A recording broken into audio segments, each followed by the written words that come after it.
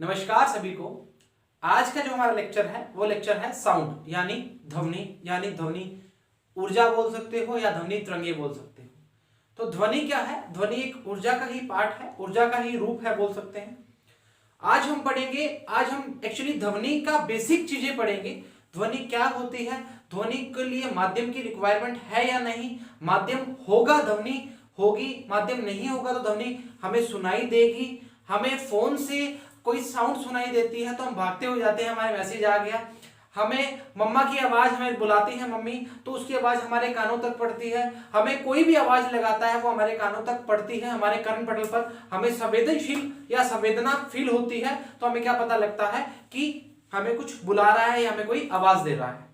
तो ध्वनि एक्चुअली होती क्या है? ध्वनि तरंगे होती हैं। जैसे हम बोलते हैं कि एक तार ले लो, तार या रस्सी ले लो, थ्रेड ले लो या धागा ले लो। धागा को हमने दो सिरों से बांध दिया और हम देखते हैं उसको ऐसे हिलाते हैं तो हमें क्या लगता है? आवाज सुनती है। जैसे गिटार की तार होती है वैसा बोल सकते हैं। तो हमने क्या बोला कि ये तरंगे होती हैं, ये मूव करती हैं। तो सबसे पहला क्वेश्चन बनता है, क्या ये तरंगे माध्यम में चलेंगी या निर्वात में चलेंगी? सबसे पहला क्वेश्चन हमारा दिमाग में ये बनेगा। अगर ये क्वेश्चन बनता है तो हमें ये पता होना चाहिए कि हम जब कहीं बाहर जाते हैं, मतलब प्लेनेट पे जाते हैं, कहीं चंद्रमा की या कहीं बात करते हैं जिस वायुमंडल में आसपास क्या हो, वायु ना हो या माध्यम ना हो, तो वहां हम ये चीज सुन सकते हैं या नहीं सुन सकते? सबसे पहली बात तो ये होगी, मतलब हम बातचीत कर सकते हैं, हमारी ध्वनि तरंगे आपके तक पहुंचेगी या नहीं पहुंचेगी? समझने वाली बात है। जहां वायुमंडल नहीं है, मतलब माध्यम नहीं है, वहां ये काम करेगी या नहीं करेगी? सबसे पहली बात तो जैसे हमने ऊर्जा का रूप दिया है ध्वनि को, तो वैसे हम ऊर्जा के रूप कैसे बोल सकते हैं? विद्युत ऊर्जा बोल सकते हैं, प्रकाश ऊर्जा बोल सकते हैं, ऊष्मा ऊर्जा बोल सकते हैं, सौर ऊर्जा बोल सकते हैं। तो ये क्या है? ऊर्जा के एक रूप है। तो ऊर्जा के रूप में अगर हम ऊर्जा की बात करेंगे तो ऊर्जा संरक्षण की भी बात करेंगे। तो ऊर्जा संरक्षण का नियम क्या है? ऊर्जा क्या होती है, ध्वनि क्या होती है, कैसे रिलेट करते हैं, आज हम पढ़ेंगे। क्लियर है? तो स्टार्ट करते हैं। हमने हमारा जो टॉपिक है ध्वनि, वो क्या होती है? ध्वनि, साउंड। अच्छा, ध्वनि ऊर्जा का एक रूप है जो हमारे कर्ण पटल पर संवेदना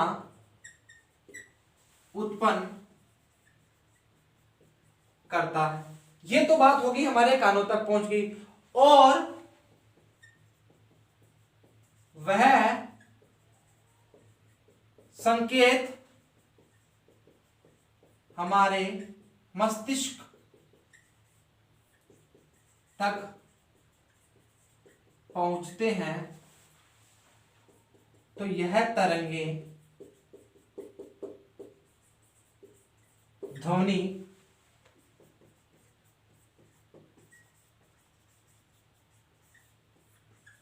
कहलाती हैं। मतलब क्या बोलते हैं? Sound waves. ठीक है, ध्वनि तरंगे कहलाती हैं। इसमें कोई दिक्कत वाली बात नहीं है। एक सेकंड मेरी बात सुनो, बीच में थोड़ा सा मैं एड कर रहा हूं। मैं ये बोलना चाह रहा हूं कि जो आज हमारा लेक्चर रहेगा वो बेसिक रहेगा। तो कृपया करके लेक्चर बेसिक का मतलब हो गया जो हमारे ये जो की पॉइंट्स हैं इसको हम कवर करेंगे। तो जो नेक्स्ट लेक्चर आएगा उसमें आवर्त आवर्ती तरंग के बारे में हम चर्चा करेंगे, प्रॉपर श्रव्य तरंगे के सारों के बारे में बात करेंगे। बट थोड़ा पेशेंस बनाए रखना, ताकि ये चीज पहले समझ आनी जरूरी है, उसके बाद वो चर्चा करेंगे। इसको थोड़ा सा हम ब्रॉड लेवल में लेके जाएंगे ताकि आपको ये चीजें समझ आए। और इसके बीचों से क्वेश्चन बनता है, इसके बीचों से क्वेश्चन बनता है, तो इसको अलग से रखा है। और बीच में कराता तो लेक्चर लंबा होता, ताकि देखने का मन नहीं करता, इसलिए इसको अलग रखा हुआ है। ठीक है जी, स्टार्ट करते हैं वापस से। ध्वनि ऊर्जा क्या होती है? एक तरह हमारी जो कर्ण पटल हमारे कान में पड़ता है, हमारे गले से ध्वनि कैसे निकलती है? तो हमारे गले से हमारे जो वाक तंतु होते हैं एक झर्री की तरह होते हैं। तो वाक तंतु जैसे ही हम बोलते हैं या हम उसे खींचते हैं तो 10 से 12 सेंटीमीटर तक वाक तंतु क्या होते हैं? खुल जाते हैं। जिसके कारण हम किसी भी चिल्लाते हैं या बोलते हैं तो क्या निकलती है? हमारी साउंड निकलती है। तो हमारे किसके कारण निकलती है? हमारे जो वाक तंतु होते हैं उनके कारण हमारा क्या होता है? साउंड का क्रिएशन होता है या साउंड बनाते हैं। हमारे गले से जो निकलती है। अगर आप छोटी क्लास की 8th की बात करोगे, बुक्स की बात करोगे, तो उसमें आपको एक झिल्ली टाइप में दी होगी, एक बंद होगी और एक खुली होगी, जिसमें हम बोल रहे हैं तो वाक तंतु में क्या है, वो झिल्ली खुली होती है। तो वाक तंतु के अकॉर्डिंग हम बोल सकते हैं जी, हमारी अगर बात करते हैं। ठीक है, सबसे पहली बात करी हमने ध्वनि की। ध्वनि क्या होती है कि इसको, ध्वनि को चलने के लिए माध्यम की रिक्वायरमेंट होती है या नहीं होती, हमारा ये क्वेश्चन बनता है। तो बिल्कुल बोलेंगे ध्वनि को चलने के लिए माध्यम की रिक्वायरमेंट होती है। तो अगर सेकंड बात करेंगे, इसको मैं मिटा देता हूं, ध्वनि को माध्यम की आवश्यकता होती है। अब देखो जी, सबसे पहला क्वेश्चन बनता है, अगर ध्वनि को माध्यम की आवश्यकता होती है तो ध्वनि में हमारे पास 3 माध्यम है। हमारे पास 3 माध्यम है। 3 माध्यम का मतलब समझो जी, 3 माध्यम का मतलब बोला, एक तो हम बोलेंगे ठोस की बात कर रहे हैं सर, एक हम बात कर रहे हैं द्रव की, और एक हम बात कर रहे हैं गैस की। ठीक है, अभी ठोस में, द्रव में और गैस में तरंगों का संचरण कैसे होगा, ध्वनि तरंगों का संचरण कैसे होगा, हम सारी बात अब ध्वनि तरंगों पर आ जाएंगे। ये ऊर्जा का रूप है, अब हम सारी बात किस पे करेंगे, ध्वनि तरंगों पर करेंगे। ठीक है जी, अभी क्या होते हैं ठोस, द्रव और गैस में। अभी समझो जी, अभी 2 तरंगों की बात करना चाह रहा हूं, इसी में मैं ऐड करना चाह रहा हूं, ध्वनि तरंगों के बीच में प्रकाश तरंगे भी ऐड करना चाह रहा हूं, क्योंकि इसमें क्या होगा आपको याद रह जाएगा। ध्वनि तरंगों को क्या होती है, माध्यम की रिक्वायरमेंट होती है, बट प्रकाश तरंगों को माध्यम की रिक्वायरमेंट नहीं होती। प्रकाश तरंगों को माध्यम की रिक्वायरमेंट नहीं होती। छोटी क्लास में पढ़ते भी आ चुके हैं, निर्वात में सघन माध्यम से विरल माध्यम में जा रही है, विरल माध्यम से सघन माध्यम में जा रही है तो अविलंब के पास आ जाएगी, सघन से विरल में जा रही है तो अविलंब से दूर हट जाएगी। ये बात हमने प्रकाश के प्रावर्तन अपवर्तन वाले चैप्टर में पढ़ी थी। अच्छा, स्टार्ट करते हैं वापस से। ठोस की बात कर रहे हैं, द्रव की बात कर रहे हैं, गैस की बात कर रहे हैं। ठोस का मतलब क्या हो गया, जिसमें कण बहुत पास पास होंगे, जिसमें कण क्या होंगे, बहुत पास पास होंगे। तो हम क्या बोलेंगे, ध्वनि की चाल सबसे अधिकतम किसमें होती है, सबसे अधिकतम किसमें होती है, सबसे अधिकतम क्या होती है, ठोस में होती है। ठीक है, अभी द्रव की बात करेंगे, ठोस के मुकाबले कम, मतलब ठोस में सबसे ज्यादा, फिर ठोस से कम, और गैस में द्रव के मुकाबले कम। अब समझो जी, अब मेरी बात समझो, इसको मतलब अब देखो, सबसे ज्यादा अगर आपको क्रम पूछ लिया जाए तो अगर ऐसे लिखोगे, ठोस, द्रव और गैस, किसका, चाल का, ध्वनि चाल का क्या हुआ, क्रम, ध्वनि। ठीक है, ध्वनि का चाल का अगर हम देखें तो ठोस में सबसे ज्यादा, उससे बाद द्रव में, उसके बाद गैस में। ठीक है, समझ आ गई बात। अभी वापस बात करेंगे, ध्वनि को सबसे इंपॉर्टेंट चीज बनती है जी, ध्वनि को जब हमारे पास क्वेश्चन बनता है, 3rd ग्रेड 2013 में पूछा गया क्वेश्चन है कि ध्वनि तरंगे, सॉरी प्रकाश तरंगे यांत्रिक तरंगे होती हैं या नहीं होती। तो क्वेश्चन में ये क्वेश्चन था, प्रकाश तरंगे यांत्रिक तरंगे होती हैं या नहीं, क्वेश्चन मतलब क्वेश्चन मार्क। तो आप ध्यान रखना, जो ध्वनि तरंगे होती हैं वो कौन सी होती हैं, यांत्रिक तरंगे होती हैं। ठीक है, ध्वनि तरंगे क्या होती हैं, यांत्रिक तरंगे होती हैं। एक लाइन और डाल देता हूं, इसमें लिख देता हूं, ध्वनि तरंगे यांत्रिक तरंगे होती हैं। अब देखना जी, जो भी आप उतारना चाह रहे हो तो उतार सकते हैं, अगर आप स्क्रीनशॉट लेना चाह रहे हैं, टेक्नोलॉजी का इस्तेमाल करना चाह रहे हैं, जैसी आपकी इच्छा है वैसे आप कर सकते हैं। बट ये जो पॉइंट्स हैं, जो बोर्ड पे पॉइंट्स लिखे जा रहे हैं, उसके अलावा फालतू कचरा तो लिखा नहीं जा रहा। जो एक एक दो लाइनों में लिखा जा रहा है वही लिखा जा रहा है, ये आपको समझने के लिए था। बाकी पॉइंट टू पॉइंट बात हो रही है, मतलब महत्वपूर्ण बिंदु के अकॉर्डिंग बात हो रही है, वो हमारे क्वेश्चन है, उसके बीच में हम सब कुछ सॉल्व कर लेंगे। यांत्रिक तरंगे और प्रकाश तरंगे होते हैं, उनको अयांत्रिक तरंगे बोलते हैं। बट हम जो बात कर रहे हैं उसमें हम ध्वनि तरंगों की बात करेंगे, अयांत्रिक अगले लेक्चर में पूरा प्रॉपर बात करेंगे। ध्वनि तरंगे क्या होती हैं, यांत्रिक तरंगे होती हैं, ध्यान रखना जी, इंपॉर्टेंट है। वापिस बोल रहा हूं, 2013 में क्वेश्चन पूछा गया था 3rd ग्रेड में, अगर पेपर उठा के देख लेना, कि प्रकाश तरंगे प्रकाश तरंगे यांत्रिक तरंगे होती हैं, ये क्वेश्चन था जी। ठीक है, तो नहीं होती है, यांत्रिक तरंगे होती हैं। यांत्रिक तरंगे जो होती हैं वो कौन सी होती हैं? ध्वनि तरंगे होती हैं जी। ये उतार दिया, वो कोई दिक्कत वाली बात नहीं है। अच्छा जी, उसके बाद क्या है? उसके बाद ये तो हमने बात कर ली तरंगों की। अभी ऊर्जा की बात कर रही है, तो उसमें ऊर्जा संरक्षण का नियम भी आएगा, और ऊर्जा संरक्षण के नियम से सब भली भांति जानते हैं ऊर्जा संरक्षण का नियम क्या होता है। इसको मैं इरेज करना चाहूंगा, बट ऊर्जा संरक्षण में आपको दो तीन चीजें बताना चाहूंगा। ठोस में सबसे ज्यादा, उसके कंपैरेटिवली कम, फिर किसमें? गैस में, सॉरी द्रव में, फिर किसमें? गैस में। अच्छा जी, अभी हम बात करना चाह रहे हैं, अभी हम किसकी बात करेंगे? अभी हम बात करेंगे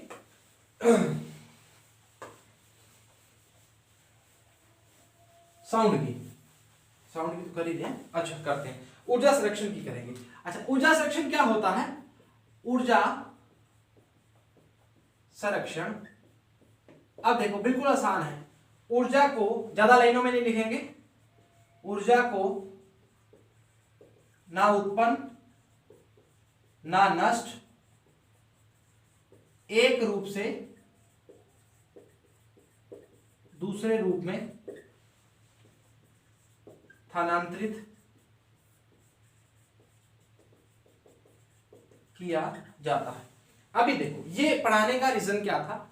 मेरे को पता था, सभी को पता है, बट ऊर्जा संरक्षण के नियम में क्या बोलते हैं?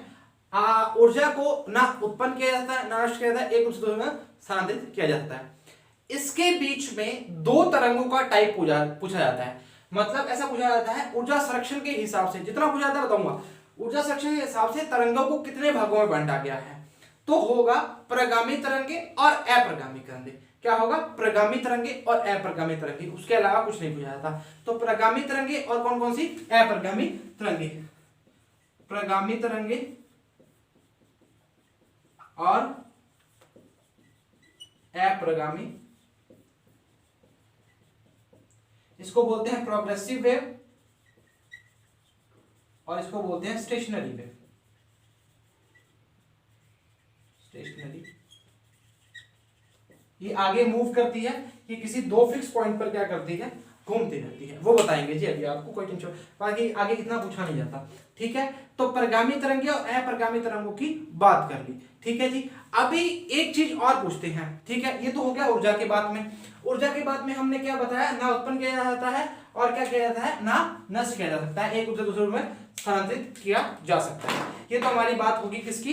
ये हमारी बात किसकी होगी? ऊर्जा संरक्षण के नियम के आधार पे होगी। अच्छा, इसको इरेज कर दें। ओके, अच्छा, अभी क्या होता है?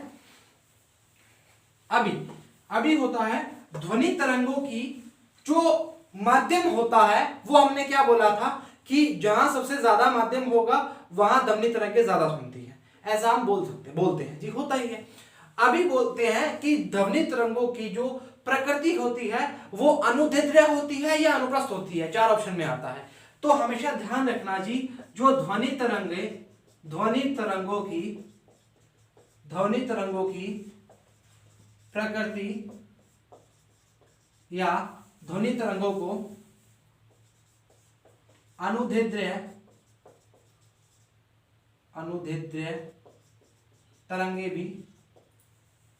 तरंगों के रूप में होती है, गमन करती है, कुछ भी बोल सकते हैं, कोई चक्कर वाली बात नहीं। अनुदैर्ध्य तरंगे क्या होती हैं? दो टाइप की तरंगे बात करेंगे। फर्स्ट होता है, एक होता है अनुप्रस्थ और दूसरा होता है अनुदैर्ध्य। अभी देखो, वे तरंगे जो पृष्ठ के क्या होती हैं? लंबवत होती हैं। वापिस बोल रहा हूं, आप बोलोगे सर सारी बात आप बोल रहे हो, अगले लेक्चर में बताएंगे। बिल्कुल बताएंगे, आपको सिर्फ थोड़ा थोड़ा बता रहा हूं। अनुप्रस्थ क्या होती है? इस टाइप की होती है। श्रृंग और गर्त की बात करते हैं, आयाम की बात करेंगे। तरंग इस डायग्राम से सारी चीजें, आवर्ती, आयाम, तरंग दैर्ध्य सबकी बात कर देंगे। ठीक है, इस टाइप की होती है। इसमें क्या होता है? इसमें जैसे विरलन होता है, फिर संपीड़न होता है, विरलन होता है, संपीड़न होता है, ये क्या होती है? अनुदैर्ध्य। तो आपको सिर्फ इतना ध्यान रखना है, इसकी डेप्थ में नहीं जाना, बाकी ये अभी नेक्स्ट लेक्चर में बताएंगे। इसका क्या होता है? ये क्या सी होती है? अनुप्रस्थ, मतलब नाम से पता लग रहा है, प्रस्थ जो पृष्ठ के लंबवत होती हैं वो क्या है अनुप्रस्थ, जो देते हैं मतलब एक तरफ चलिए तो क्या है संज्ञा और विलयन की जो बात कर रहा है वो क्या है अनुदेद्य है। वापिस बोल रहा हूं इसकी तरफ मत जाना, आपको सिर्फ ये देखना है कि जो ध्वनि तरंगे होती हैं वो अनुदेद्य तरंगे होती हैं। याद रखना अनुदेद्य तरंगे, यांत्रिक तरंगे, याद रखना हमेशा पूछा जाता है। ध्वनि तरंगों की बात करेंगे तो अनुदेद्य, यांत्रिक, और प्रकाश तरंगों की बात करेंगे तो हम क्या बोलेंगे कि तो अयांत्रिक और जो भी बोलेंगे अनुप्रस्थ उसकी बात अलग करेंगे, पर अयांत्रिक जरूर याद रखना जी। क्लियर है जी, समझ आ गई बात, इसको इरेज कर दे। अब जो हमारे की पॉइंट्स हैं उसका मैच करते हैं, कुछ हमारा छूट तो नहीं गया, या हमने कुछ बताया ना बताया तो आप देख लेना। एक चीज मेरे को भी याद आ रही है वो मैं आपको लास्ट में अभी बता देता हूं, देखता हूं आपको क्या होता है।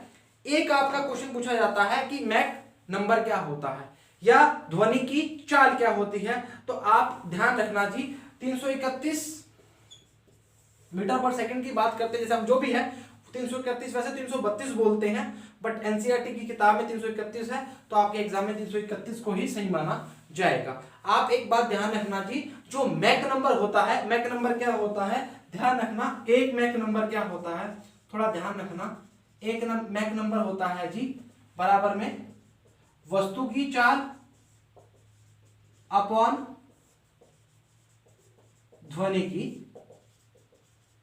चाल। अब ये क्या होता है एक मैक नंबर के बराबर होता है, वस्तु की चाल अपॉन ध्वनि की चाल। इससे हम एक मैक नंबर की वैल्यू निकाल सकते हैं। इसको ऐसे भी लिख सकते हैं एक MECNUMBER, ठीक है, एक मैक नंबर। ये आप थोड़ा सा याद रखना जी, ये एक फॉर्मूला है, फॉर्मूला टाइप में है, और 331 याद रखना जी। ठीक है जी, आओ जी हमारा स्टार्ट करते हैं। जो पहला हमारा टॉपिक है, सॉरी हमारा जो की पॉइंट है, हमारे की पॉइंट का मतलब महत्वपूर्ण बिंदु है जो हमारे पेपर में हमेशा पूछे जाते हैं। एक बार रिपीट भी हो जाएगा, याद भी हो जाएगा।